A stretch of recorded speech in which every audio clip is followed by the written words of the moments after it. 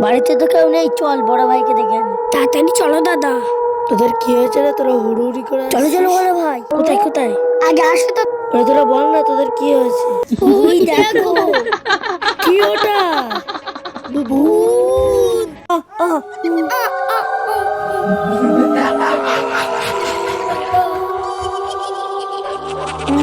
ওটা কি হচ্ছে? লাইটটা জ্বলছে নিচে কেন? এখন কি করি? এগুলো কে করছে?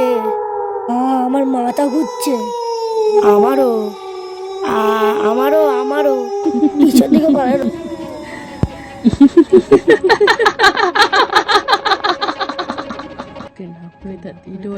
কার একটা হাসির আওয়াজ পাচ্ছি না দাদা? ওই ওই দেখ ভাই। বাবা রে, কি করে বাঁচবো আর? যা, কোথায় গেল? বাইরে গিয়ে দেখি। তো বুনু শুয়ে আছে। চল বুনুকে ডাকি। এই বুনু ওঠ। কি হয়েছে ভাইয়ান? ভয় করছো কেন? ওটা কি ছিল? কি হতে পারে?